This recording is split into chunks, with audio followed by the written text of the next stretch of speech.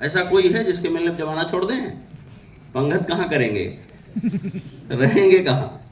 Police वाले पकड़ के बंद कर देंगे लॉकअप में, तो जमानत कौन कराएगा? बेवकूफ बनाने का स्लोगन है कि नहीं है? खूब बजा इस देश में। मैं उदाहरण के लिए कह रहा हूं, गाने की तरह उसे गाओ पर विश्वास की तरह उसे मत अपनाओ, नहीं तो झंझट हो जाएगा। कुछ भी जीवन में ऐसा नहीं है।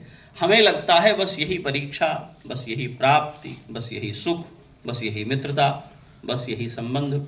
जीवन में इस तरह का मूल्यांकन करने की योग्यता हो जाए कि सामने चक्रवर्ती सम्राट दशरथ जी महाराज पिता के रूप में तड़पते हुए पड़े हैं।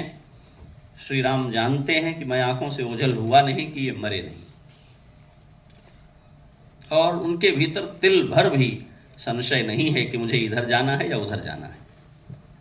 रात में उनको अयोध्या का सम्राट बनाए जाने की सूचना, औपचारिक सूचना दी गई। उनसे कहा गया कि आज आपको उपवास करना है। क्यों? आपका नाम नोटिफाइड हो गया है राजा बनने के लिए।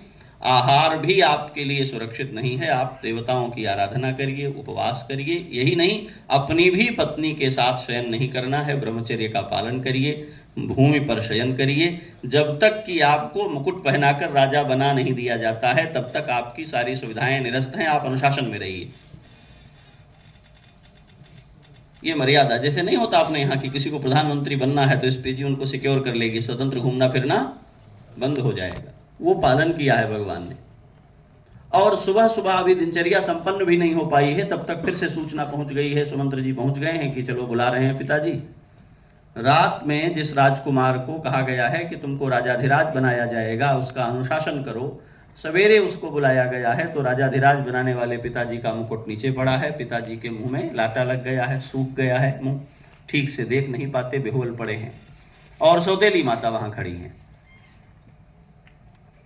वो जानना चाहते हैं क्या हो गया है, पूछते हैं। माँ ने समझाया है, बताया है, कोई उद्विग्नता नहीं है। उन्होंने नीति पढ़ी है, उन्होंने शास्त्र पढ़े हैं, वो गुरुकुल से क्वालिफाई करके आए हैं, उनको बात तो सब समझ में आ रही है, लेकिन विचलित नहीं होते, व्याकुल नहीं होते हैं। केवल एक बात पूछते हैं। मैं गोस्वामी जी की भाषा में ये कह रहा हूँ, महर्षि वाल्मीकि के यहाँ तो बहुत विस्तार है। तो वो कहते हैं कि माता जी, इसमें इतने व्याकुल होने की कोई बात दिखाई नहीं पड़ती। आपने पिताजी से कह दिया है कि मुझे नहीं भरत को राजा बनाया जाएगा, तो इसमें परेशानी क्या है? पिताजी इतने व्याकुल क्यों हैं? थोड़े ही बात पिता ही दुख भारी, कोई और बात भी इसमें है।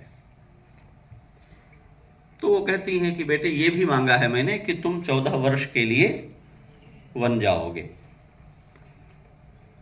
तो श्री राम कहते हैं तो परम सौभाग्य की बात है, मेरा तो शुरू से ही मन लगता है। गुरुकुल में भी हम थे तो ज्यादा समय तो हम लोग शस्त्राभ्यास में ही घूमते थे, मृगया में घूमते थे। इसमें दुख की बात क्या है? क्या पिताजी ने अनुमति दे दी? इस विस्तार में जाऊंगा मैं तो घंटों लग जाएंगे कि श्री राम की दृष्टि क्या है, नीति का बोध क्या है, उसमें नहीं जा रहा हूं। मैं केवल एक बात आपके सामने रख रहा हूं। अपने बारे में संशय होने पर, अपना कर्तव्य निर्णय करने में जब कहीं उलझते हैं, तब कैसे हमको ये चरित्र रास्ता दिखाते हैं। तो वो कहते हैं क्या पिताजी ने अनुमति दे दी? पिताजी की ओर देखते हैं, पूछते हैं। राम कथा में चक्रवर्ती दशरथ जी ने एक बार भी नहीं कहा है कि श्री राम तुम बन जाओ, लेकिन श्री राम ये बात जान लेते हैं कि पिताजी ने पहले ही इनको सिग्नेचर करके चेक दे दिया था, 2 वरदान तुम्हारे हैं, जो चाहो वो मांग लेना। तो आज हुकारी भरने की कोई जरूरत ही नहीं है, इसके मांगते ही वो दोनों सैंक्शन हो गए, स्वीकृत हो गए। वो निर्णय ले लेते हैं कि वन जाना है।